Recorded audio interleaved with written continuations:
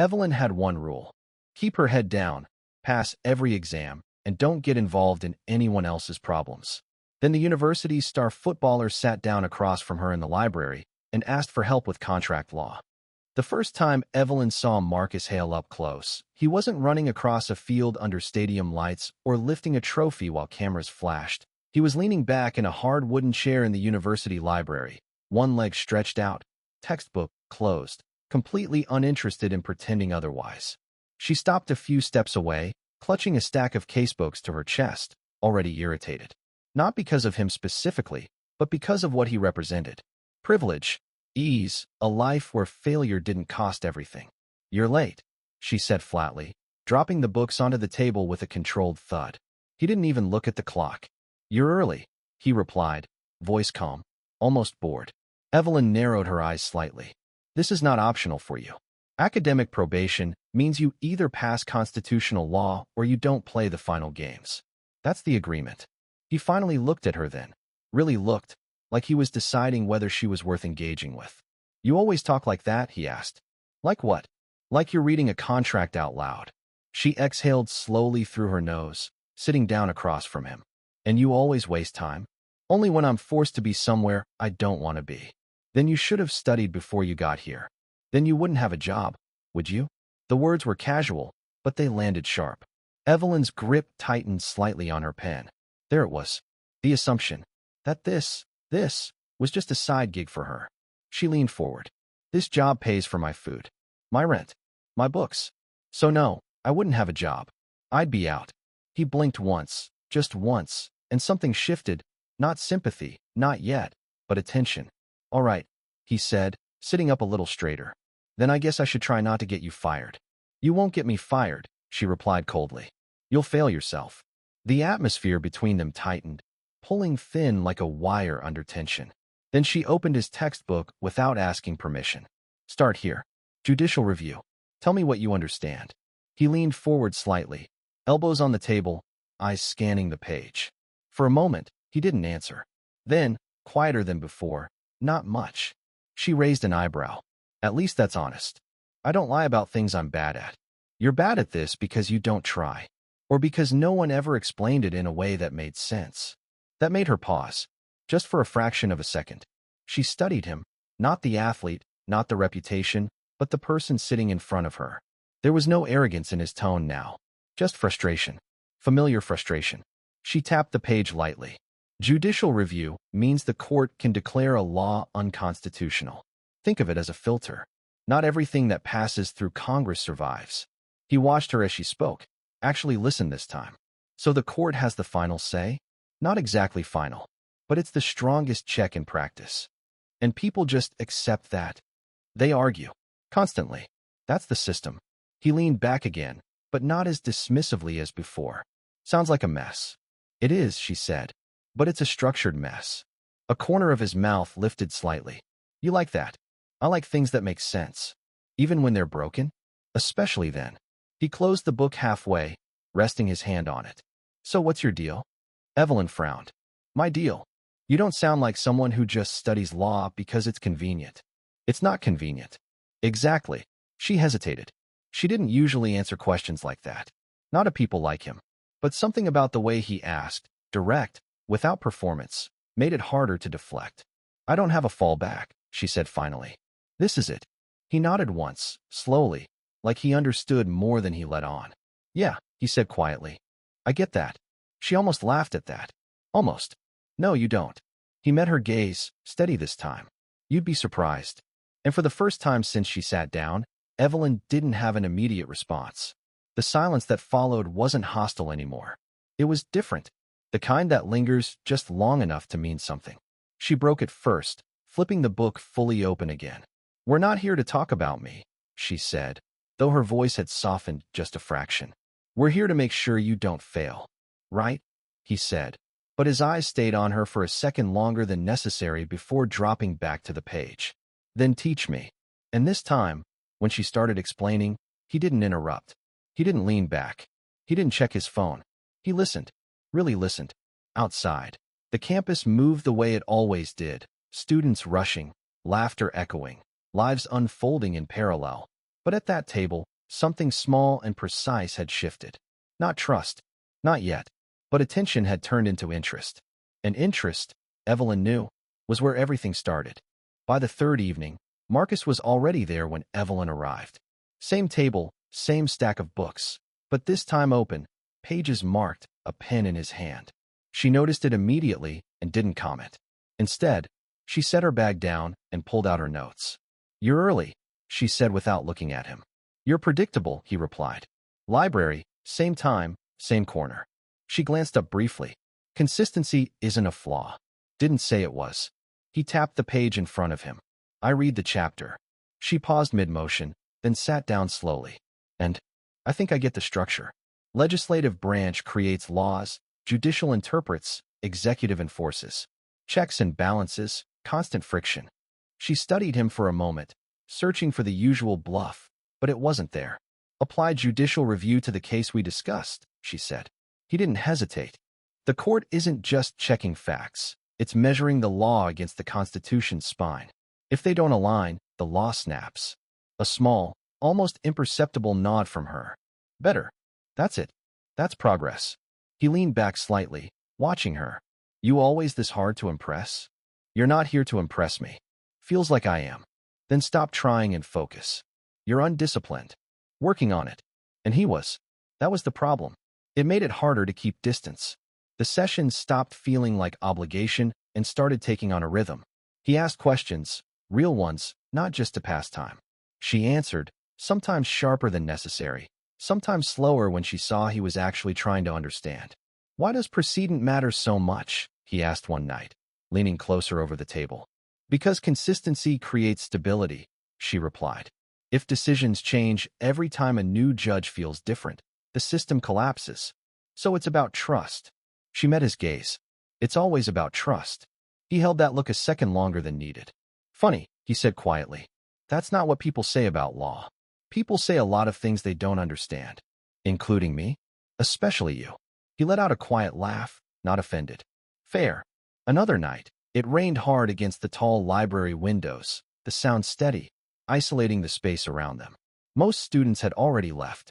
The lights hummed softly overhead. Marcus closed his book, rubbing the back of his neck. "You ever get tired?" he asked suddenly. Evelyn didn't look up from her notes. "Of what?" "Carrying everything alone." Her pen stopped. Just for a moment. "It's not carrying," she said. "It's managing." "That's not an answer." She set the pen down slowly. "It's the only one that matters." He watched her carefully, not pushing, but not backing off either. "You work 2 shifts, study full-time, and still show up here to deal with me," he said. "That's not normal." "Neither is being worshipped by an entire campus because you can throw a ball," she shot back. He smiled faintly, but it didn't reach his eyes. "You think that's what it is? Isn't it?" He shook his head once. "It's pressure. Constant. Every game matters. Every mistake gets replayed. Every decision gets judged." She leaned back slightly, studying him now. "You chose that." "Did I?" He held her gaze. "Or did everyone else decide I was good at something and never let me be anything else?" That landed. She didn't respond immediately. Instead, she looked at him differently, like she was recalculating. "So what do you want?" she asked finally. He didn't answer right away.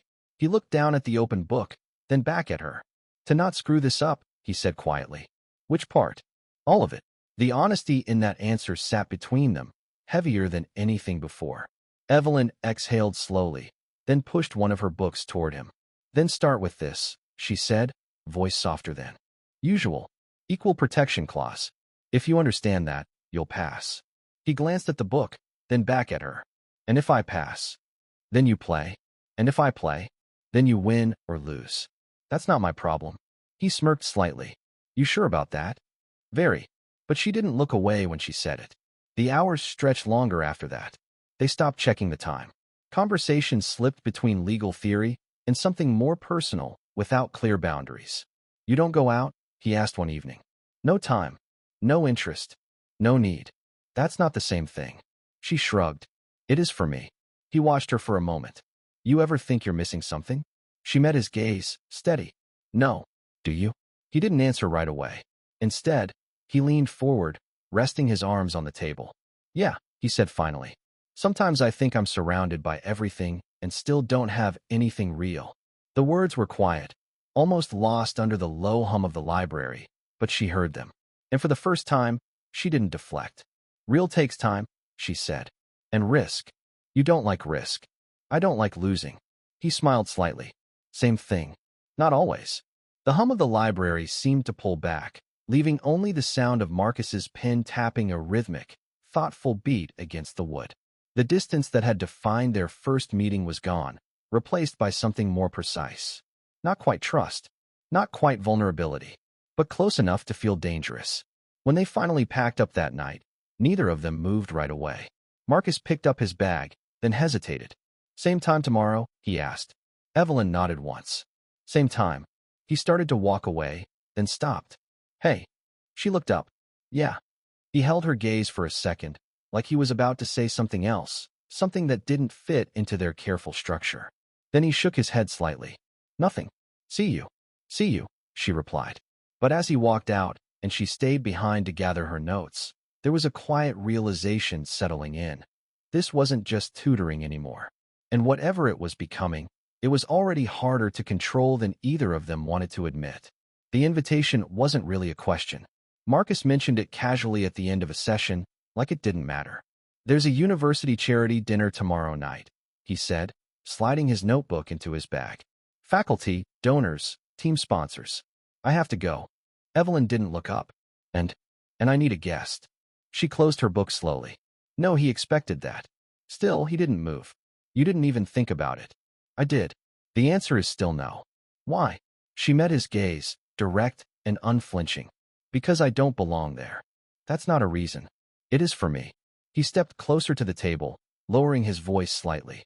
You belong wherever you decide to be. That's not how your world works. You don't know my world. I know enough. A brief silence. Then he exhaled. Come for 1 hour. That's it.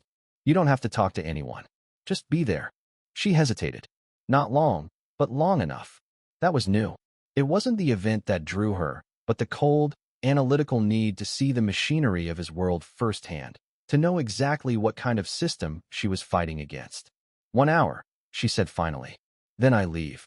A small, almost relieved nod from him. 1 hour. The venue was everything Evelyn expected, and worse.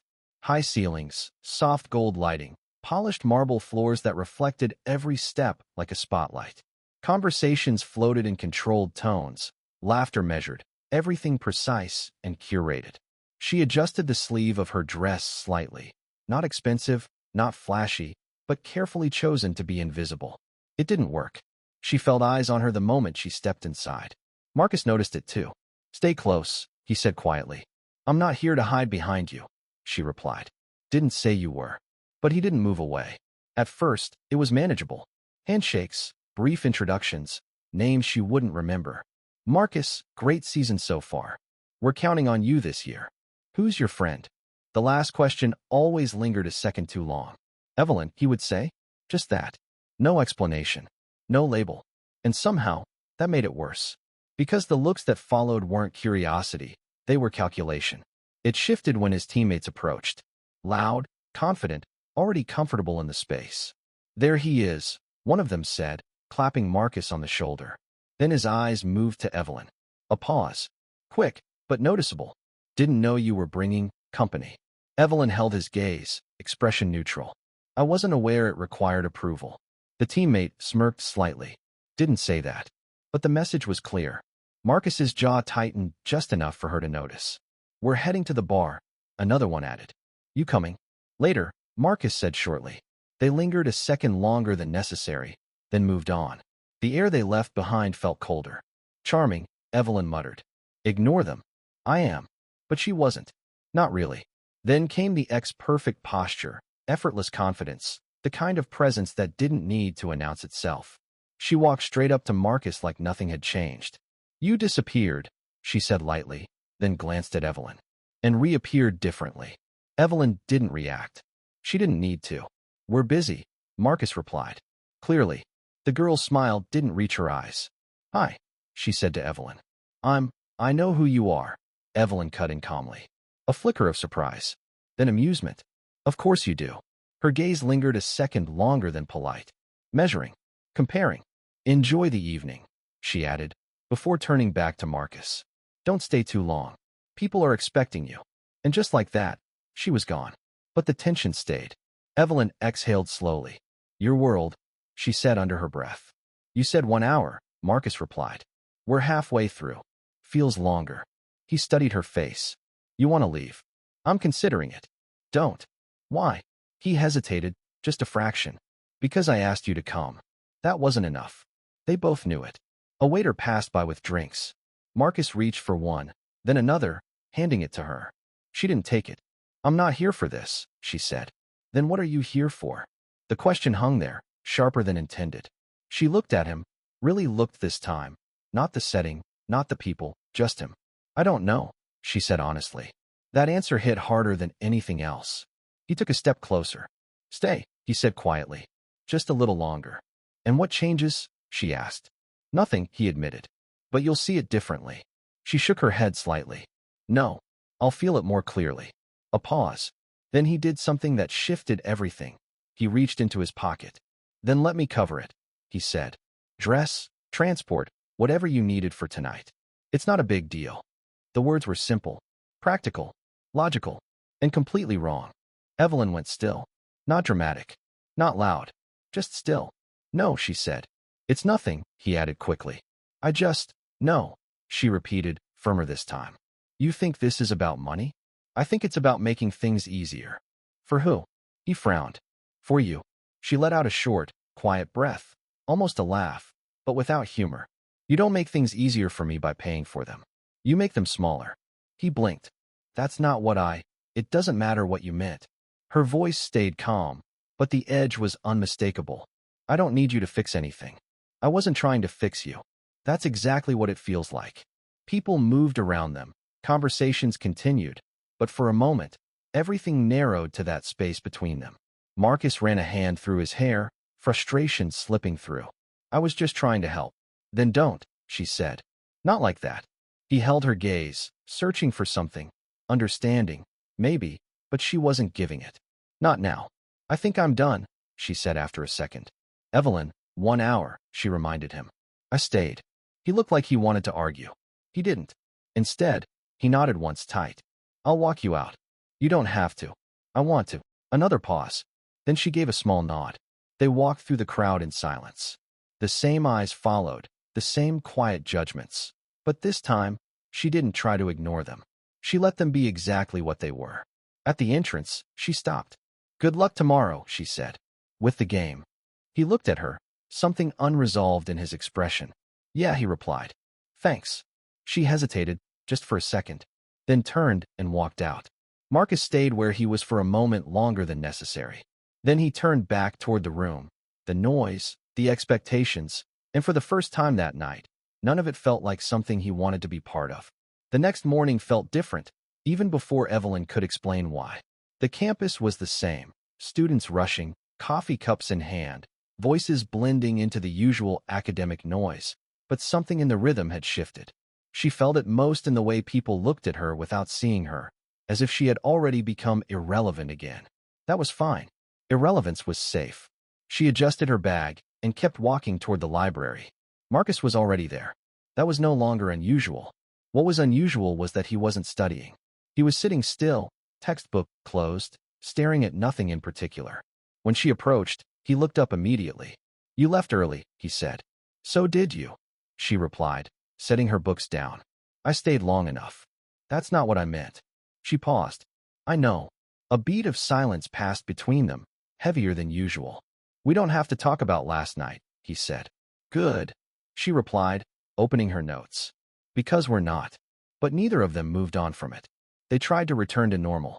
Legal doctrines, case analysis, structured explanations. But the flow wasn't the same.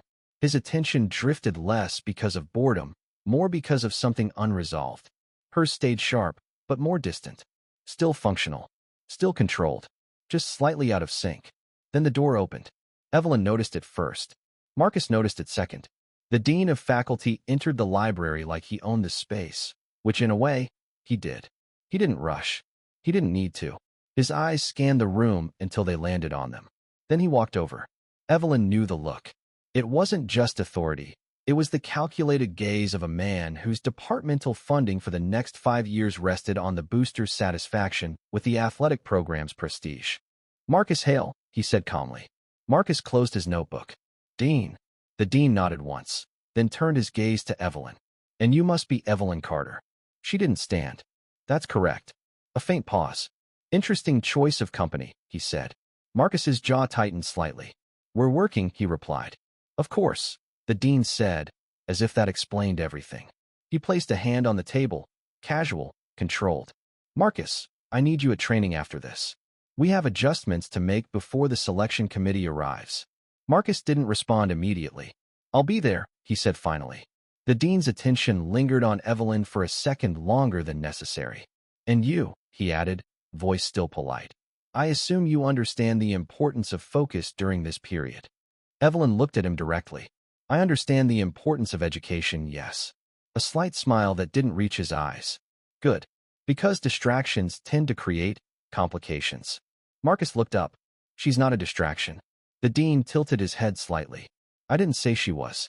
The silence that followed was deliberate. Then the dean straightened. "Marcus, we'll talk later. Privately."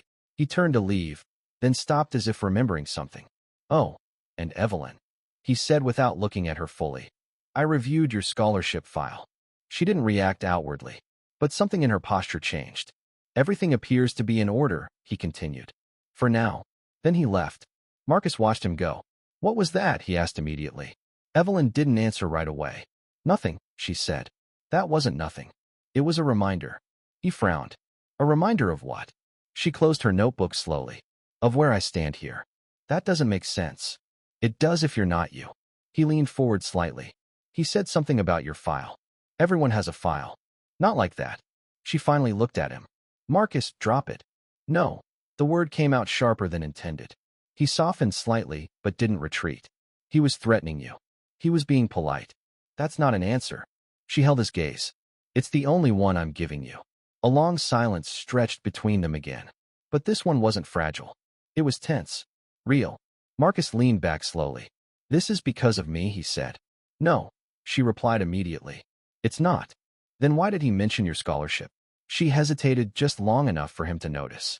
"Evelyn, don't." Her voice was firmer now. "Don't turn this into something bigger than it is. It already is something bigger." "No," she said. "It's exactly what it's always been. Control. Pressure. Expectations." He shook his head slightly. "You think this is normal?" "I think it's predictable." "That's not the same thing." "For me it is." He stood up slightly, then stopped himself. "Controlled it." "He wants something," he said. "From both of us." "He always does," she replied. "That's how systems like this work." "And you're okay with that?" She looked at him for a long moment. "I'm used to it." That landed harder than anything else that day. Marcus sat back down slowly. "No," he said quietly. "You shouldn't be." Evelyn exhaled, looking away for the first time. "You don't get to fix it." "I'm not trying to fix it." "Then what are you doing?" He hesitated. "I'm trying to understand it." "Why?" He looked at her directly. "Because it's affecting you."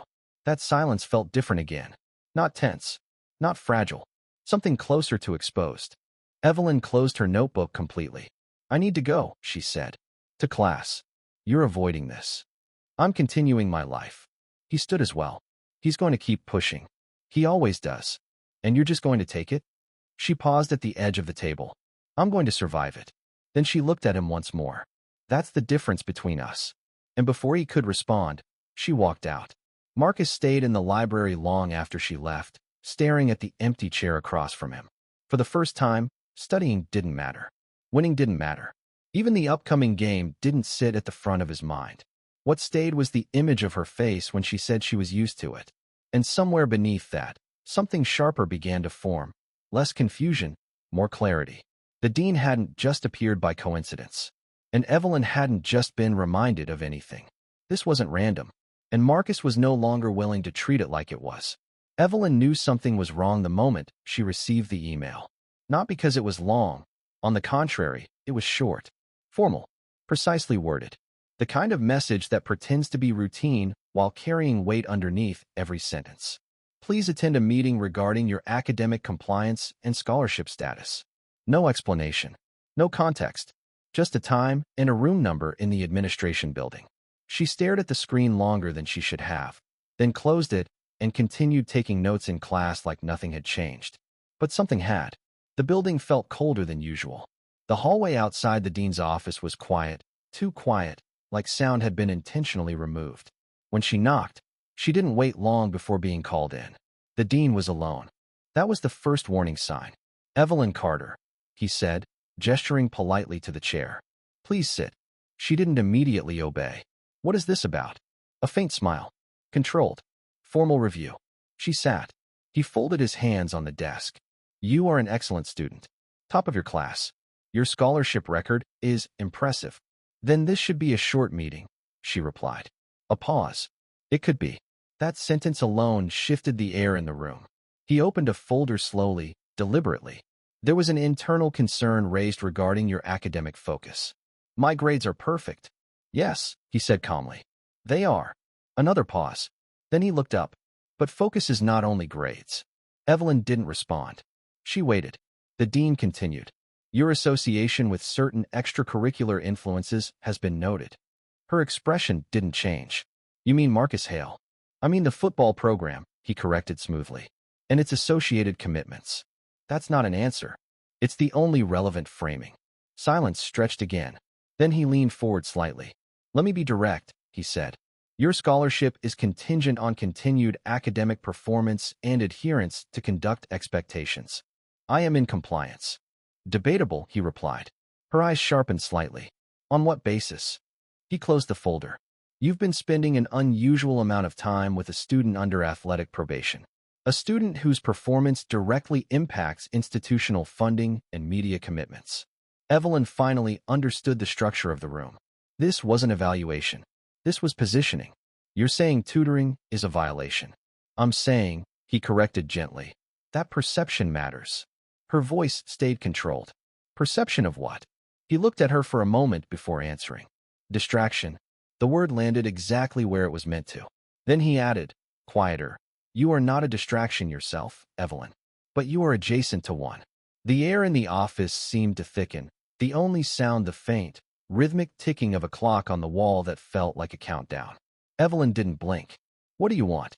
The dean nodded slightly, as if that was the correct question. "I want what is best for the university," he said. "Which means Marcus Hale remains focused. And you remain academically uninterrupted." Her fingers tightened slightly on the edge of the chair. "That's not an answer." "It is," he replied. Then he slid a document across the desk. She didn't touch it. "I suggest," he continued calmly, "that you reduce unnecessary interactions with Mr. Hale until after the season concludes. It is a temporary measure, purely practical. And if I don't?" A small pause. Then the answer came, carefully structured. "Then we would need to reassess your scholarship eligibility under conduct review." The room felt smaller after that sentence. Evelyn didn't move for several seconds. Then she stood. "You're using my education as leverage." "I'm maintaining standards," he corrected. She gave a short, humorless breath. "No, you're controlling outcomes." He didn't deny it. That silence was worse than any confirmation. Evelyn stepped back toward the door. "Think about it," he said behind her. "You are not the priority of this institution. You are a beneficiary of it." She stopped with her hand on the handle. Without turning around, she said quietly, "That's exactly why I don't trust it." Then she left.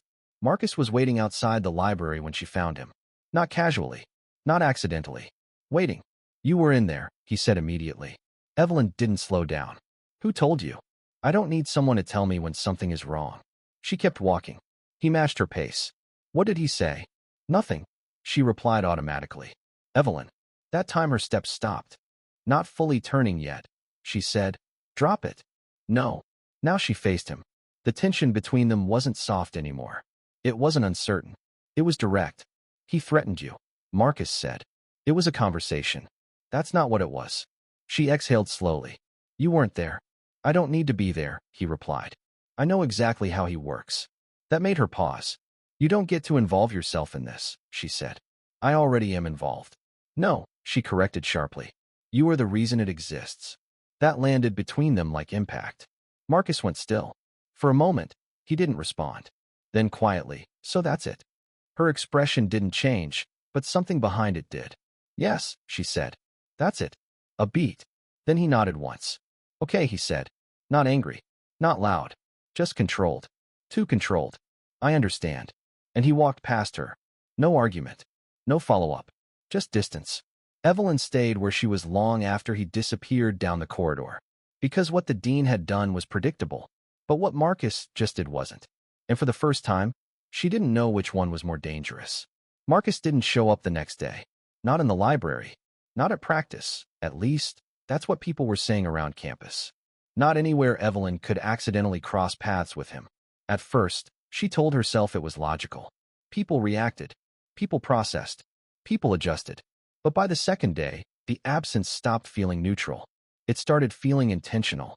She sat in the same library corner alone, textbook open, words not fully landing. Her pen moved out of habit, not focus. Every so often, her eyes drifted to the opposite chair without meaning to. It stayed empty. On the third day, she stopped looking. That was worse. The dean's words replayed in fragments she didn't invite back. Perception matters. Conduct expectations. Temporary measure. Each phrase clean on its surface, contaminated underneath. She closed her book harder than necessary and forced herself to focus. It didn't work. Marcus, on the other hand, was everywhere and nowhere at the same time. He attended training. He ran drills. He answered when spoken to. He performed exactly as expected. Efficient. Controlled. Useful. But he didn't speak unless required. His teammates noticed first. You good? One of them asked after practice. Yeah. Marcus replied without stopping. That didn't sound like yeah. Marcus adjusted his grip on his bag. It was. And that ended the conversation. Later, in the locker room, another voice tried. You've been off since that charity dinner thing, someone said. Girl problem? Marcus didn't look up. No. But it wasn't convincing. Not even to him. Evelyn eventually broke first. Not because she wanted to, but because silence started to feel like avoidance, and avoidance didn't match her. She found him outside the training facility after practice. He was sitting on the steps, tying his shoes slowly, like he had nowhere else to be. She stopped a few meters away. Marcus. He didn't look up immediately. Then, you shouldn't be here. That was new. Her voice stayed steady. We need to talk. He finished tying his shoe before answering. No, we don't. That hit differently than anger would have. She stepped closer. You're ignoring me. Now he looked up. Not sharp. Not emotional. Just flat. I'm not ignoring you, he said. I'm listening. That doesn't make sense. It does, he replied. You said it clearly enough. A pause. Then she said, that's not what I meant. I know. That stopped her. Because he wasn't confused. He was choosing distance. She exhaled slowly. This isn't about blame. Feels like it is. It's about consequences, she corrected. Marcus stood up slowly. Yeah, he said. I figured that part out. Marcus didn't look away, his steady gaze forcing her to acknowledge the shift in the air between them. He adjusted the strap of his bag. You were right about one thing. She frowned slightly. What? I am the reason this exists, he said. She didn't answer immediately. He continued, voice controlled. So I'm fixing it. Her expression tightened. What does that mean? It means, he said simply, you won't have to deal with it anymore. That wasn't reassurance. That was separation. No, she said immediately. That's not how this works. It is now. Marcus. He shook his head once, cutting it off without raising his voice. You told me to drop it. That was about the dean. This is about everything. The distance between them felt physical now. Evelyn stepped closer. You don't get to decide that alone. I already did, he replied. A beat. Then she said quietly, why are you doing this? Marcus looked at her for a long moment. And for the first time, there was something behind his control. Not visible to most people. But she saw it. I don't want you losing anything because of me, he said. That was the truth. And it made everything worse. Because it wasn't anger. It wasn't pride. It was protection dressed as removal. Evelyn's voice dropped slightly. You think disappearing fixes it? I think staying makes it worse. That's not your call. It became my call when he targeted you.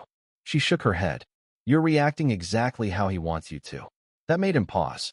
Just for a second. Then he said, maybe. Then he added, quieter, but I'm still doing it. Evelyn stared at him, trying to find the version of him she had gotten used to in the library. The one who asked questions, who stayed late, who didn't reduce everything to distance and damage control. He was still there, but buried. Fine, she said finally. That word didn't match her tone. Marcus looked at her. She continued, voice controlled again. If that's your decision, I'm not going to chase you. Something flickered in his expression, but he nodded once. Good, he said, and then he walked past her. No hesitation. No turning back. Evelyn stood there longer than she should have. Because what hurt wasn't the conflict. It was how efficiently he had accepted separation once he decided it was necessary. Only survive. Marcus didn't wait for her in the library this time. He was standing by the iron gates of the North Quad, away from the hum of the cooling fans and the smell of old paper. When Evelyn approached, the open air between them felt different, less like a classroom, more like a briefing. Evelyn noticed him before he spoke.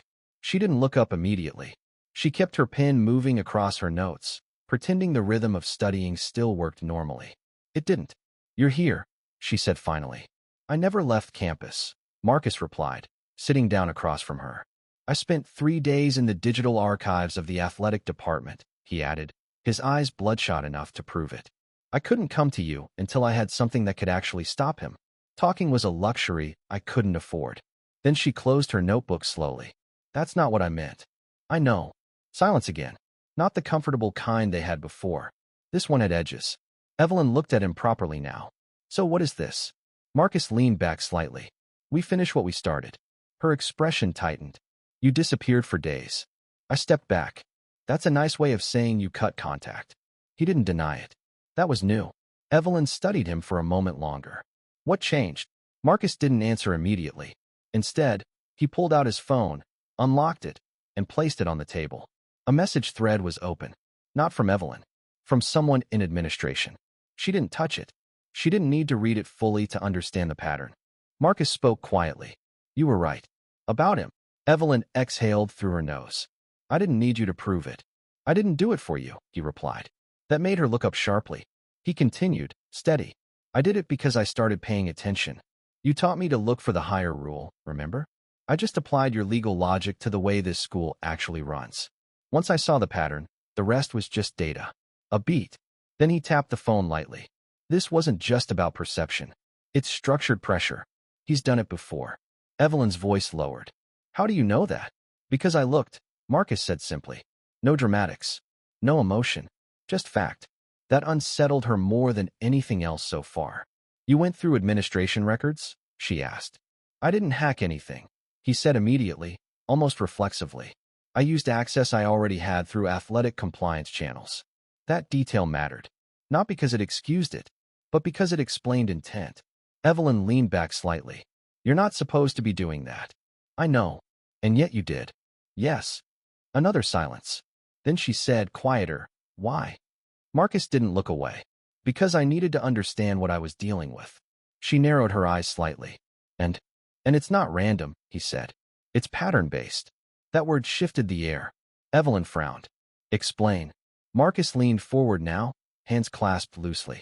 Students tied to major programs get leveraged differently. Scholarships, conduct reviews, academic scrutiny. It's not equal enforcement. It's selective pressure. She didn't respond immediately. Not because she disagreed. Because she didn't. That's not new, she said finally. I know, Marcus replied. But I needed to see how far it goes. Evelyn watched him carefully. And how far does it go? He hesitated for the first time. Then, far enough that your scholarship isn't stable. That landed cleanly. No drama. No exaggeration. Just reality. Evelyn didn't react outwardly, but something inside her tightened. Marcus continued, voice steady. He didn't just threaten you. He positioned you as a variable. That means he can adjust pressure depending on outcome. She shook her head slightly. You're talking about me like I'm a system input. That's how he's treating you, Marcus said. That stopped her. A pause stretched. Then she said, so what are you doing now? Fixing the system? Marcus shook his head. No. Then what? I'm removing variables. Evelyn frowned. That sounds the same. It's not. He leaned back slightly. Fixing implies change. Removing means eliminating leverage points. Her eyes narrowed. And I'm one of those? No, he said immediately. You're the target. That distinction mattered. She studied him for a long moment. So what's your plan? Marcus didn't answer right away. When he did, his voice was lower. I'm going to make sure he can't use me as leverage against you anymore. Evelyn frowned. And how exactly do you plan to do that?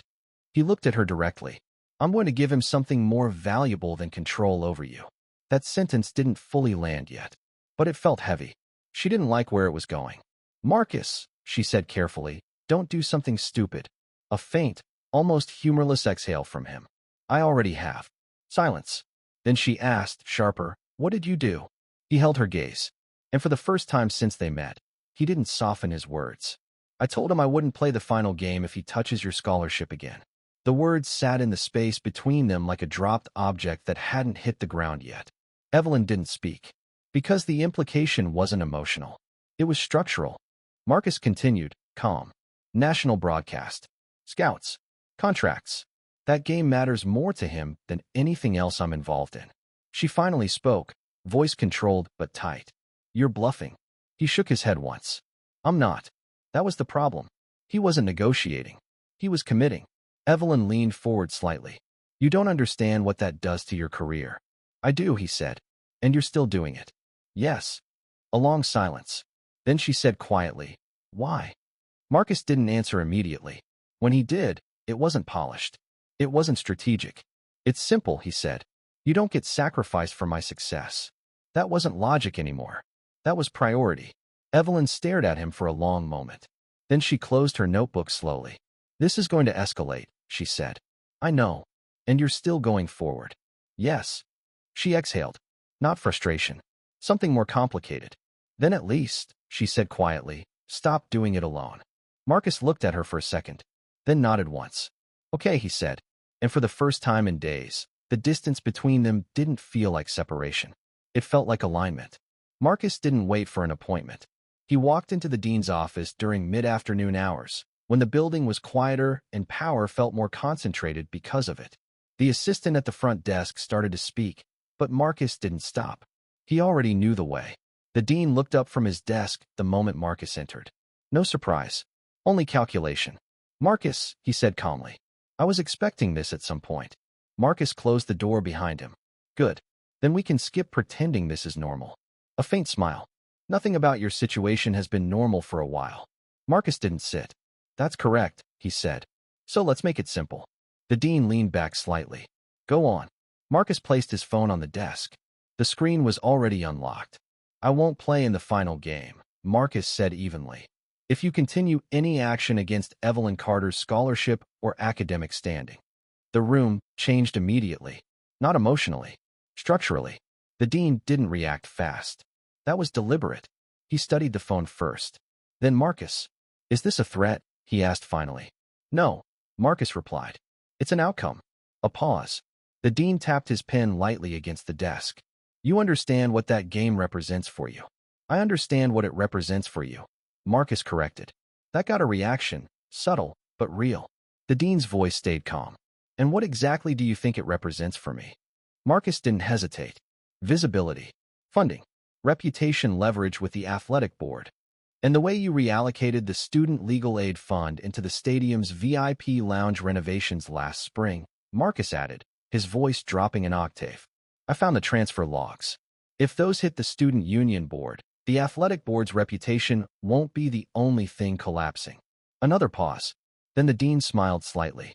You've been learning. I've been paying attention, Marcus said. The dean looked down at the phone again. And you believe your absence would matter more than her academic status? Yes. Interesting assumption. Marcus stepped closer to the desk. It's not an assumption. It's structure. Now the dean looked up fully. Marcus continued, steady. If I don't play, the broadcast loses its centerpiece. Scouts lose exposure. Sponsors lose attention. That game becomes less valuable. The dean's expression tightened, the mask of academic neutrality finally showing a hairline fracture. He wasn't looking at a student anymore. He was looking at a liability he had failed to contain.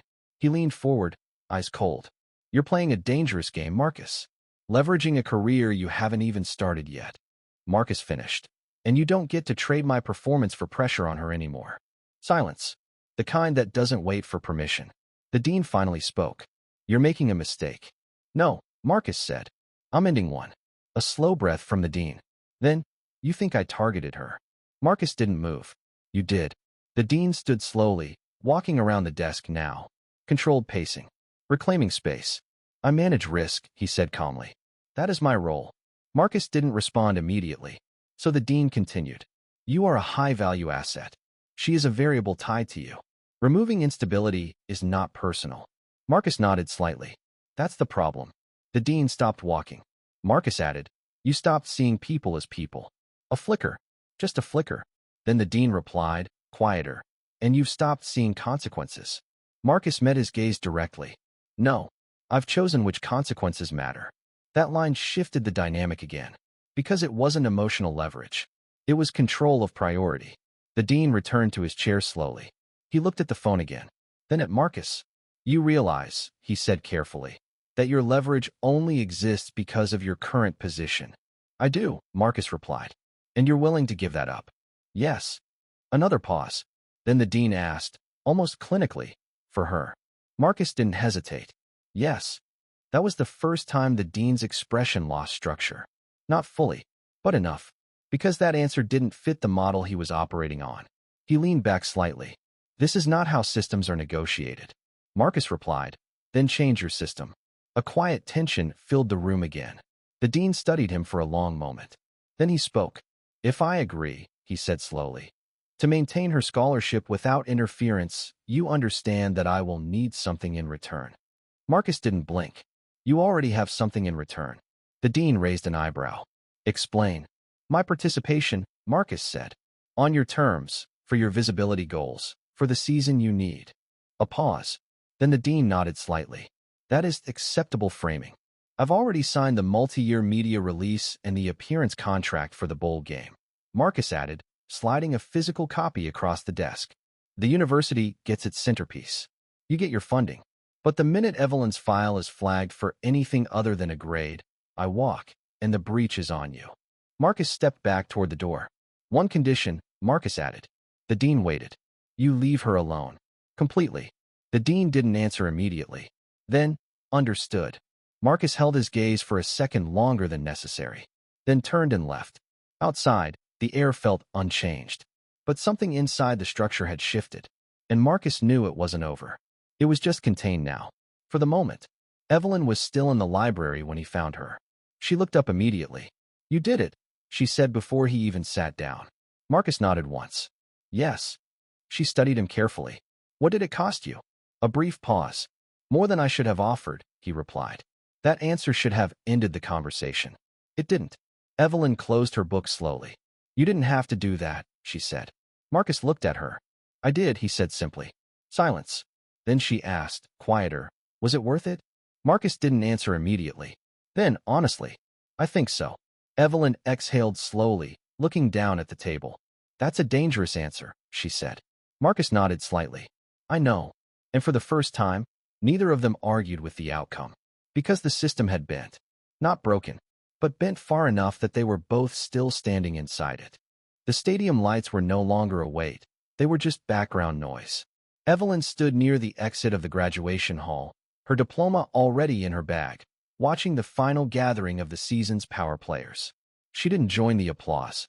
Instead, she reached into her bag and turned off her phone, no longer waiting for the automated alerts from the administration's compliance portal that had haunted her for months. The silence wasn't just a lack of noise. It was the absence of a threat. Not as a story, not as a problem, as a person she understood too well now. After the ceremony, the university hall filled for the final formal reception. Faculty, graduates, donors, the usual controlled celebration of completion. The dean stood near the center, greeting people with practiced calm. When Marcus approached with Evelyn beside him, the atmosphere shifted slightly. Not openly, but enough to be felt. Marcus, the dean said, extending his hand. Marcus shook it once.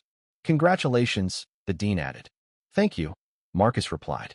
Then the dean turned to Evelyn. A brief pause. Miss Carter, he said, his tone carrying a new, albeit forced, weight of respect as he acknowledged her graduation with distinction. Evelyn gave a small nod. Dean. No tension. No conflict. Just distance preserved in polite language. For a moment, the three of them stood in the same space without collision. Then the dean smiled faintly. I trust your future will be uninterrupted. Evelyn held his gaze. It already is. That was all. Later, outside the hall, the air was colder. The crowd had thinned. Marcus and Evelyn stood a few steps apart at first, not because of tension, but because neither of them moved immediately. Then Marcus spoke. "You're done," he said. Evelyn adjusted her graduation gown slightly. "So are you." Then she looked at him properly. "Contract." He nodded. "Signed. Stay in the city?" "Yes." Another pause. Then Evelyn said quietly, "So this is normal now." Marcus exhaled slightly. Not a laugh, not a sigh. Something in between. "I guess so."